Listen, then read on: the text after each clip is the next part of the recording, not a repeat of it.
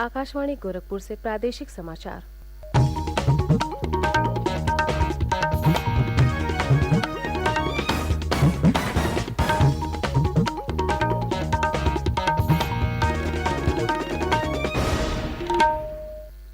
नमस्कार। समाचार बुलेटिन के साथ मैं सोनी निगम। पहले मुख्य समाचार। मुख्यमंत्री योगी आदित्यनाथ ने प्रदेश में हर परिवार के कम से कम एक सदस्य को नौकरी, रोजगार या स्वरोजगार उपलब्ध कराने के लिए परिवार कार्ड जारी करने की घोषणा की। प्रधानमंत्री नरेंद्र मोदी के आगामी वाराणसी दौरे की तैयारियां तेज हुईं।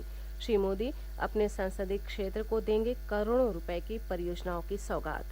प्रदेश में आज से शुरू होगा वृक्षारोपण अभियान। इस वर्ष 35 करोड़ पौधे रोपने का है लक्ष्य। और पश्चिमी उत्तर प्रदेश सहित पूरे राज्य में हो रही है मानसून की वर्षा। आज भी कई जिलों में बारिश होने का अनुमान।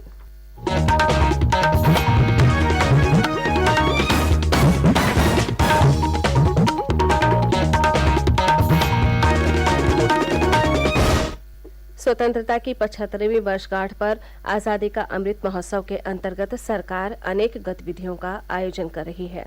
इसी क्रम में प्रादेशिक समाचार एकांश आकाशवाणी गोरखपुर ने विशेष प्रश्नोत्तरी कार्यक्रम शुरू किया है। इसके तहत हर सप्ताह बृहस्पतिवार को प्रादेशिक समाचार बुलेटिन में श्रोताओं से देश के स्वाधीनता संग्राम और उसके गौरवशाली इतिहास पर एक प्रश्न पूछा जाता है। कल के क्विज में हमारा प्रश्न था, नेताजी सुभाष चंद्र बोस ने कांग्रेस में रहते हुए वर्ष 1939 में किस राजनीतिक दल की स्थापना की थी? सही जवाब है फॉरवर्ड ब्लॉक। इस सप्ताह के भाग्यशाली विजेता हैं गोंडा जिले के मनकापुर के गांव ऐलानपुर के अविनाश कुमार यादव। आपको समस्त आकाशवाणी परिवार की ओर से बहुत बहुत बधाई। अमृत महोत्सव क्विज श्रृंखला का अगला प्रश्न अगले सप्ताह बृहस्पतिवार को श्रोताओं से पूछा जाएगा। अब समाचार विस्तार से। प्रदेश सरकार बेरोजगारी दूर करने के लिए राज्य में प्रत्येक परिवार को परिवार कार्ड जारी करेगी। लखनऊ में कल सूक्ष्म, लघु और मध्यम उद्यम विभाग द्वारा आयोजित वृहद ऋण मेले को संबोधित करते हुए मुख्यमंत्री योगी आदित्यनाथ ने इसकी घोषणा की।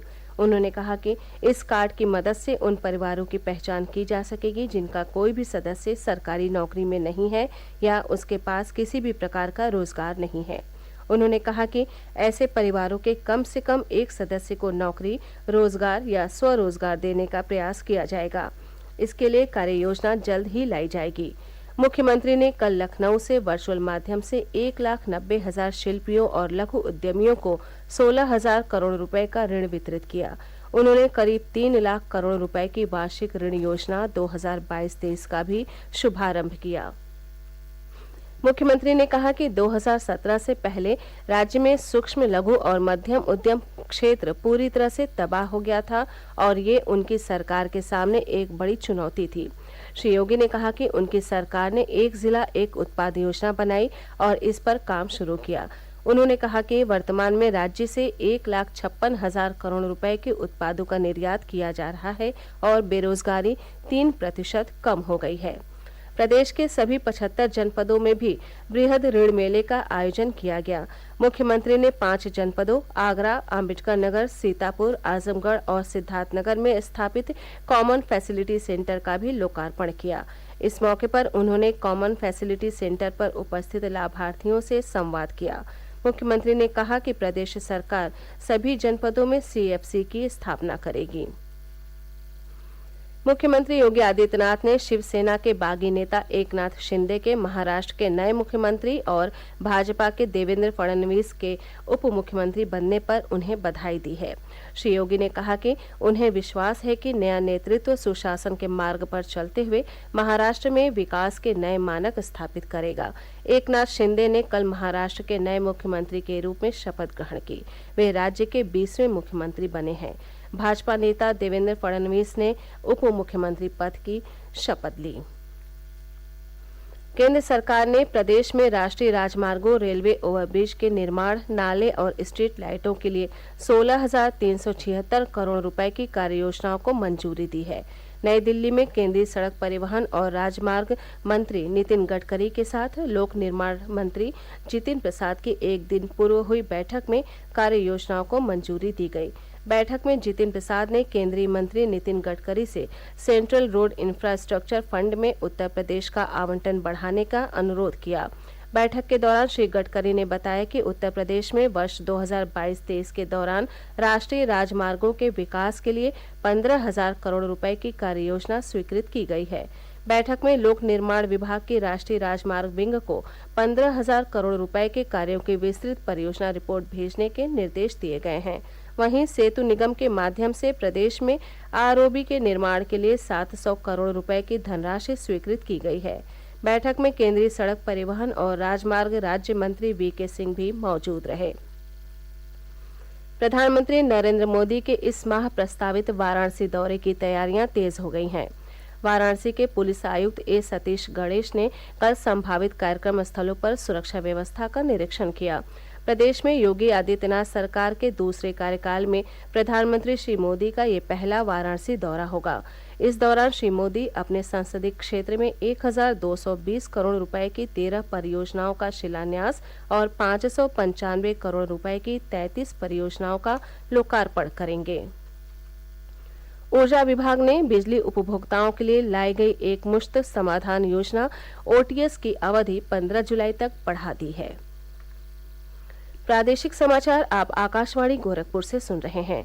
ये समाचार बुलेटिन हमारे YouTube channel AIR news Gorakhpur और ट्विटर हैंडल AIR न्यूज_GKP पर भी उपलब्ध है। पर्यावरण, वन एवं जलवायु परिवर्तन विभाग आज से पूरे प्रदेश में वृक्षारोपण अभियान शुरू करेगा। प्रदेश सरकार ने 35 करोड़ पौधे लगाने का लक्ष्य रखा है। वन, पर्यावरण एवं जलवायु परिवर्तन राज्य मंत्री स्वतंत्र प्रभार डॉक्टर अरुण कुमार ने कल लखनऊ में आयोजित प्रेस वार्ता में ये जानकारी दी। उन्होंने बताया कि 1 जुलाई से 15 अगस्त के दौरान 4 चरणों में 35 करोड़ पौधों का रोपण किया जाएगा। उन्होंने कहा कि पर्यावरण, वन एवं जलवायु परिवर्तन विभाग 14 करोड़ पौधे लगाएगा, जबकि अन्य 25 विभागों का लक्ष्य 21 करोड़ रखा गया है। उन्होंने बताया कि पहले चरण में 5 जुलाई को 25 करोड़ पौधे लगाए जाएंगे। प्रत्येक जनपद में वृहद स्तर पर वृक्षारोपण कार्यक्रम आयोजित होगा। उन्होंने कहा कि 15 अगस्त को आज़ादी की 75वीं वर्षगांठ पर अमृत महोत्सव के अवसर पर हर शहर में एक अमृत वन बनाया जाएगा। फतेहपुर जिले के मुख्य पशु चिकित्साधिकारी RD अहिरवार और उप मुख्य पशु चिकित्साधिकारी संदीप कुमार तिवारी को निलंबित कर दिया गया है। इन पर गौवंश पशुओं के संरक्षण में लापरवाही और शासकीय कार्यों के प्रति उदासीनता का आरोप है। पशुधन एवं दुग्ध विकास मंत्री धर्मपाल सिंह के निर्देश पर ये कार्रवाई की गई है। बांदा जिले में STF जवानों की हत्या मामले में न्यायालय ने कल ठोकिया गैंग के 13 सदस्यों को दोषी करार देते हुए उम्र कैद की सजा सुनाई। वर्ष 2007 में हुए इस हत्याकांड में ठोकिया गैंग ने गश्त पर निकले 6 STF जवानों सहित 7 लोगों की हत्या कर दी थी। घटना से एक दिन पूर्व ही STF ने चित्रकूट के जंगल में कुख्यात डकैत ददुआ को मुठभेड़ में मार गिराया था। प्रदेश के कई जिलों में रुक रुक कर मानसून की वर्षा जारी है। दिल्ली NCR से जुड़े जनपदों में कल मानसून ने दस्तक दे दी। नोएडा, गाजियाबाद, बिजनौर, बागपत, कासगंज, मुजफ्फरनगर, शामली, मेरठ, संभल, बरेली सहित अन्य स्थानों पर पिछले 24 घंटों के दौरान मध्यम से तेज वर्षा हुई। पूर्वी उत्तर प्रदेश के बलरामपुर, सिद्धार्थनगर, गोरखपुर, बस्ती, वाराणसी, चंदौली सहित अन्य जिलों में भी वर्षा होने के समाचार हैं। मौसम विभाग ने आज भी प्रदेश के विभिन्न हिस्सों में वर्षा होने की संभावना जताई है। जम्मू कश्मीर में वार्षिक अमरनाथ यात्रा शुरू हो गई है। लगभग 2,750 तीर्थयात्रियों के पहले जत्थे ने कल पहलगाम के नुनुआ बेस कैंप से यात्रा शुरू की। इस बीच आकाशवाणी श्रीनगर ने बालतल बेस कैंप से अमरनाथ यात्रा से संबंधित विशेष प्रसारण शुरू किया है। आकाशवाणी ने बालतल में एक FM ट्रांसमिशन सुविधा और स्टूडियो की स्थापना की है, जहां से यात्रियों के लिए प्रतिदिन सवेरे 7 बजे से रात 10 बजे तक 16 घंटे के लिए विशेष प्रसारण किया जाएगा। यात्रियों के लिए ये प्रसारण आकाशवाणी के न्यूज ऑन AIR ऐप पर उपलब्ध होगा। अंत में मुख्य समाचार एक बार फिर। मुख्यमंत्री योगी आदित्यनाथ ने प्रदेश में हर परिवार के कम से कम एक सदस्य को नौकरी, रोजगार या स्वरोजगार उपलब्ध कराने के लिए परिवार कार्ड जारी करने की घोषणा की। प्रधानमंत्री नरेंद्र मोदी के आगामी वाराणसी दौरे की तैयारियां तेज हुई। श्री मोदी अपने संसदीय क्षेत्र को देंगे करोड़ों रुपए की परियोजनाओं की सौगात। प्रदेश में आज से शुरू होगा वृक्षारोपण अभियान। इस वर्ष 35 करोड़ पौधे रोपने का है लक्ष्य। और पश्चिमी उत्तर प्रदेश सहित पूरे राज्य में हो रही मानसून की वर्षा। आज भी कई जिलों में बारिश होने का अनुमान। इसी के साथ ये समाचार बुलेटिन समाप्त हुआ। नमस्कार।